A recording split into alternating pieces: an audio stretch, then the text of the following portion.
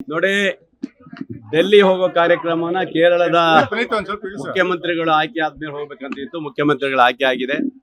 ಬಹುಶಃ ಒಂದು 2-3 ದಿವಸದಲ್ಲಿ ಮೀಟಿಂಗ್ ಮಾಡಿ ಸುಮಾರು ಒಂದು 30-35 ಜನ ನಾವು ಡೆಲ್ಲಿ ಹೋಗ್ತಾ ಇದ್ದೀವಿ. ಈ ಸರಿ ಮಾಡುವ ಮಡಿ ಅಂತಾರಲ್ಲ, ಹಂಗೆ ಆ ಥರ ನಮ್ಮ ನಿರ್ಧಾರಗಳನ್ನು ಗಟ್ಟಿ ಇಟ್ಕೊಂಡಿದ್ದೀವಿ. ಯಾಕಂದ್ರೆ 3 ವರ್ಷ ಆಗ್ತಾ ಬಂತು, ಇವತ್ತಿಗೂ ಯಾರು ಅದ್ರ ಬಗ್ಗೆ ಚಕ್ರ ಎತ್ತ ಇಲ್ಲ.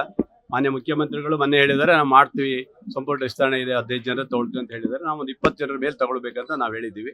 ಯಾಕಂದ್ರೆ 3 ವರ್ಷ ಅಧಿಕಾರವನ್ನು ಅನುಭವಿಸಿದ್ದಾರೆ ಅವರು. ಆದ್ರಿಂದ ನಾವು ಡೆಲ್ಲಿ ಹೋಗೋದು ಬಹುಶಃ 28-29 ಡೆಲ್ಲಿ ಹೋಗ್ಬೇಕಂತ ತೀರ್ಮಾನ ಮಾಡಿದ್ವಿ. 30-35 ಜನ ಹೊರಡ್ತೀವಿ ಈ ಸರಿ. ಹೌದು, ಹಿಂದೆ ಹೋದ ಟೀಮಲ್ಲಿ ಮೊನ್ನೆ 25 ಜನ ಹೋಗಿದ್ದೀವಿ. ಈಗ ಮತ್ತೆ ಜಾಸ್ತಿ ಆಗಿದ್ದಾರೆ. ಒಂದು 35 ಜನರ ಮೇಲೆ ಹೋಗ್ಬೇಕಂತ ತೀರ್ಮಾನ ಮಾಡಿದ್ವಿ. ಖಂಡಿತ ಮಾಡ್ಬೇಕಂತ ನಾವು ಕೇಳ್ತಾ ಇದ್ದೀವಿ. ಪುನರಚನೆ ಮಾಡ್ಬೇಕು ಅಂತ ನಾವು ಕೇಳ್ತಾ ಇದ್ದೀವಿ ಎಲ್ಲ. ಹೌದು, ಹೊಸ ಅಂತಲ್ಲ, ಇದ್ದರು ತೆಗೆದುಕೊಡಿ ಅಂತ ಬಹಳ ಜನ ಆಗಿದಾರಲ್ಲ. ಏನೋ ಇವತ್ತು ಅವರೇ ಇರಬೇಕಂತ ಏನಿಲ್ಲಲ್ಲ. 3 ವರ್ಷಗಳಿಗೆ ಅವಕಾಶ ಕೊಟ್ಟಿದ್ದೀವಿ, 6 ತಿಂಗಳ ಎಕ್ಸ್ಟ್ರಾ ಕೊಟ್ಟಿದ್ದೀವಿ. ಹಾಗಾಗಿ ಮತ್ತೊಂದು ಅವಕಾಶವನ್ನ ರಾಜ್ಯದಲ್ಲಿ ಶಕ್ತಿಯುತ ಮತ್ತು ಕಾಂಗ್ರೆಸ್ ಪಕ್ಷ ಆಗ್ಬೇಕಾದ್ರೆ ಅದಕ್ಕೆ ಇವತ್ತು ತೀರ್ಮಾನವನ್ನ ಮಾಡಬೇಕು. ಸಿಎಂ ಬದಲಾವಣೆ ಮಾಡೋದು ನಮ್ಮ ಕೈಲಿಲ್ಲ, ಅದು ರಾಷ್ಟ್ರೀಯ ನಾಯಕರ ಕೈಲಿ ಇಲ್ಲ. ಅದ್ರ ಬಗ್ಗೆ ಇಲ್ಲ, ನಮ್ಮ ಹಕ್ಕುಗಳಿಂದ ನಾವು ಕೇಳ್ತೀವಿ. ಸಿಎಂ ಬದಲಾವಣೆ ನೀವು ಅವ್ರನ್ನ ಕೇಳ್ಕೋಬೇಕು, ಅಷ್ಟು ಬಿಟ್ರೆ ನಮಗೆ ಇದನ್ನ ಖಂಡಿತ ಕೊಡಬೇಕು. ಕೊಡದೆ ಹೋದ್ರೆ ನಾವು ಉಗ್ರವಾದಂತ ನಮ್ದು ಮುಂದಿನ ತೀರ್ಮಾನಗಳಿದಾವೆ ನಮ್ಮದು. ಅದೇ ಬಿಡಲ್ಲ ನಾವು. ಇನ್ನು 15 ದಿವಸದೊಳಗೆ ನಮಗೆ ಒಂದು ಅವಕಾಶ ಕೊಡಬೇಕು. ಇಲ್ಲ ಅಂತ ಹೇಳಿದ್ರೆ ನಮ್ಮ ಬೇರೆ ವಿಚಾರ ಬೇರೆ ಇದೆ, ಅದನ್ನ ಮುಂದೆ ತೀರ್ಮಾನ ಮಾಡಿ ನಿರ್ಧಾರ ತೆಗೆದುಕೊಳ್ತೀವಿ ನಾವು.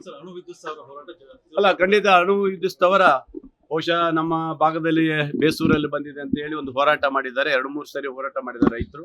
ನಾನು ಎಲ್ಲಾ ರೈತ ಬಾಂಧವರಿಗೆ ಹೇಳೋಷ್ಟೇ, ಎಲ್ಲಾರು ಗಾಬರಿ ಆಗುವಂತ ಪ್ರಶ್ನೆ ಇಲ್ಲ. ಅದನ್ನ ಯಾವುದೇ ಮಾಹಿತಿ ನಾವು ಇನ್ನೂ ಮಾಡಿಲ್ಲ. ಇದು ಸ್ಯಾಂಕ್ಷನ್ ಆರ್ಡರ್ ಏನು ಬರಲಿಲ್ಲ.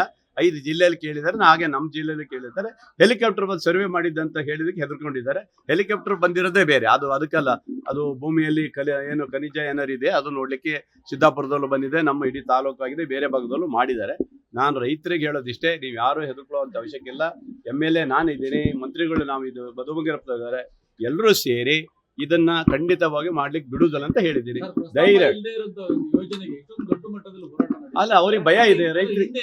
ಇಲ್ಲ, ಅದು ಏನಾಗುತ್ತೆ, ಅಣುಸ್ಥಾವರ ಅಂದ್ರೆ 30 ಕಿಲೋಮೀಟರ್ ವ್ಯಾಪ್ತಿಯಲ್ಲಿ ಬರುತ್ತೆ. ಹೆದರಿಕೆ ಜಾಸ್ತಿ ಆಗಿರೋದ್ರಿಂದ ಮುಂಚೆ ಮುಳುಗಡೆಯಾಗಿ ನಿರಸಿತರಾದಂಥ ಪ್ರದೇಶಕ್ಕೆ ಮತ್ತೆ ಮುಳುಗಡೆ ಮಾಡುವಂತ ಪ್ರಶ್ನೆನೇ ಇಲ್ಲ. ನಾನೇ ಹೇಳ್ತಾ ಇದ್ದೀನಿ, ಯಾವ ಕಾರಣಕ್ಕೂ ಮಾಡಕ್ಕೆ ಬಿಡೋದಿಲ್ಲ, ಮಾಡೋಕೆ ಆಗೋದು ಇಲ್ಲ.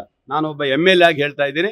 ಒಂದ್ ವೇಳೆ ಮಾಡ್ತೀನಿ ಅಂತ ಹೇಳಿದ್ರೆ ನಂದು ಹೋರಾಟ ಇರುತ್ತೆ. ನಾನು ರಾಜೀನಾಮೆ ಕೊಟ್ಟು ಹೊರಗೆ ಬರ್ತೇನೆ. ನಾನು ರಾಜಕೀಯವಾಗಿ ಅವರು ರಾಜೀನಾಮೆ ಕೊಟ್ಟು ಹೊರಗೆ ಬರ್ತೇನೆ ಅಷ್ಟೇ. ಅಲ್ಲಿವರೆಗೆ ಹೇಳಿದ್ದೇನೆ ಅವರಿಗೆ.